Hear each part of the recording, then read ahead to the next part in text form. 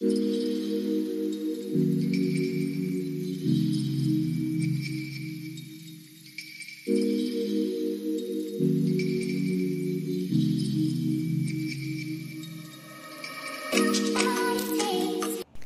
Friends, সবাই কেমন আছো?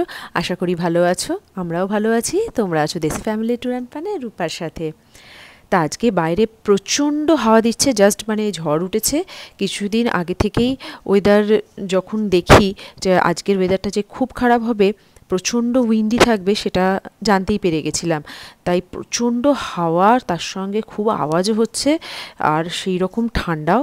এই যে দেখতে পাচ্ছ সব দূরের গাছগুলো কীরকম মানে নড়ছে, মানে মনে হচ্ছে দেখে যে এই পড়ে যাবে এরকম একটা ব্যাপার। তার সাথে তো এখনও বৃষ্টিটা শুরু হয়নি, তবে আর কিছুক্ষণের মধ্যে মনে হচ্ছে বৃষ্টিটাও শুরু হবে।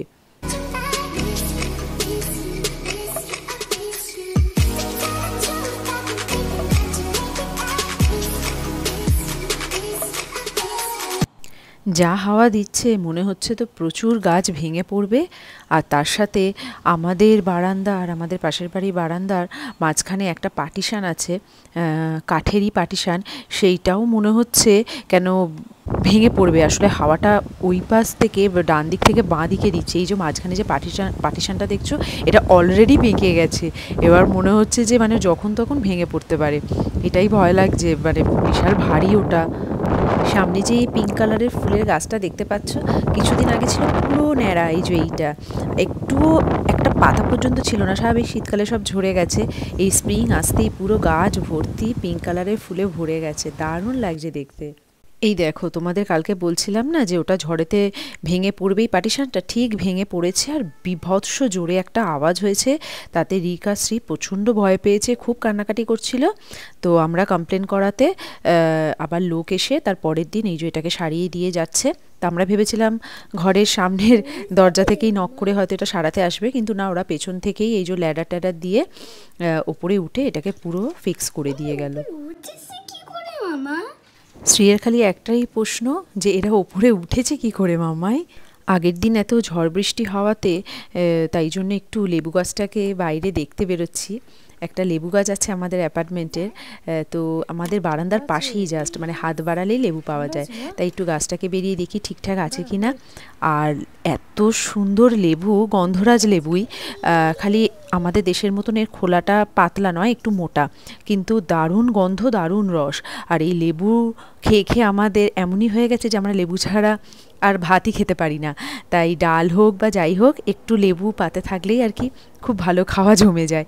তাই জন্য একটা দুটো লেবু নিতেও বেরিয়েছি, যেহেতু লেবুও নেই, তাই জন্য লেবুও নেব। আর গাছটাও ঠিকঠাকই আছে।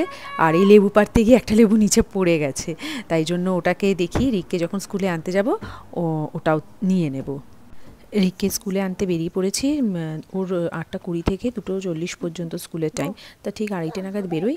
বেরিয়ে হচ্ছে এই যে তখন লেবুটা পাড়তে গিয়ে পড়ে গেছিলো, এই যে পড়ে আছে, এটাকে নিয়ে নিই। আর তারপর হচ্ছে একটু 10 মিনিট আগে বেরোই। বেরিয়ে হচ্ছে আর তার আগে শ্রীকে চান করিয়ে খাইয়ে 1 ঘন্টার মতো ঘুম পাড়িয়ে দিই, তারপর নিয়ে রিককে স্কুলে আনতে যাই। বাহ, সামনে কি সুন্দর গাড়িটা দাঁড়িয়ে আছে, একদম আমাদের বাড়ির সামনেই দেখলাম হঠাৎ করে এই গাড়িটা। রিক দেখলে খুব খুশি হতো, ওর কার একদম ফেভারেট। আর একটু রিকের স্কুলের ছুটি হওয়ার 1-2 মিনিট আগেই আমরা স্কুলে ঢুকে যাই, তার কারণ শ্রীও খেলে। গাছটায় কি সুন্দর ফুল হয়েছে সামনে, দেখো পুরো ভরে গেছে, একদম স্প্রিং এসে গেছে বলে পুরো সাদা ফুলে ভর্তি হয়ে গেছে, খুব সুন্দর। তবে এই গাছগুলোর একটা কি, আগে ফুল হবে, তারপর সব ফুল পড়ে গিয়ে পাতা ভরে যাবে। তাই শ্রী একটু খেলে, ওকে আগে আনি। ওই এই জায়গাটা ঠিক গাছের নিচটাই হচ্ছে ওর খেলার জায়গা, পুরো গোল গোল করে ঘুরবে, খেলবে। আর তা না হলে ও রিকের যেখানটা প্লে এরিয়া আছে, ওদের স্কুলের প্লে এরিয়াটাতে, ওখানটায় গিয়ে স্লাইড চড়ে, দৌড়ে দৌড়ে খেলে। এই দুটো হচ্ছে ওর খেলার জায়গা। রিক গ্রেড 3-তে পড়ে, তো মার্চ মাস থেকে ওদের ক্লাসে হচ্ছে সকার শেখানো স্টার্ট করেছে। ফেব্রুয়ারি মাসে এরকম মেল আসে যে 20টা সিট আছে, তো যত তাড়াতাড়ি পারবে নাম এনরোল করিয়ে দাও, তাহলে ফার্স্ট কাম ফার্স্ট সার্ভ। তো আমরা যত তাড়াতাড়ি পেরেছি নামটা ওর এনরোল করিয়ে দিয়েছি। তো নাম উঠে গেছে, তাই জন্যে ও আরও বাচ্চা যাদের যাদের নাম উঠেছে তারা হচ্ছে এখানে খেলে। সোমবার করে সপ্তাহে একদিনই ওদের খেলা হয়, তাই সেই দিন হচ্ছে 2:30-এর জায়গায় ওর 4:15-এ ছুটি হয়।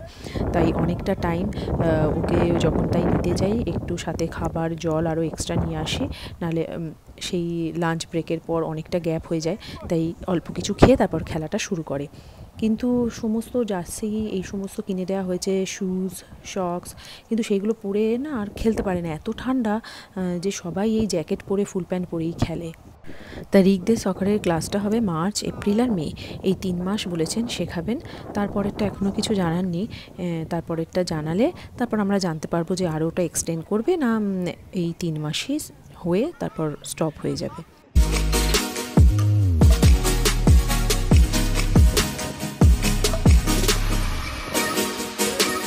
রিককে স্কুল থেকে বাড়িতে ফিরে এসে দেখি যে বাড়ির সামনেই কুরিয়ারটা এসেছে।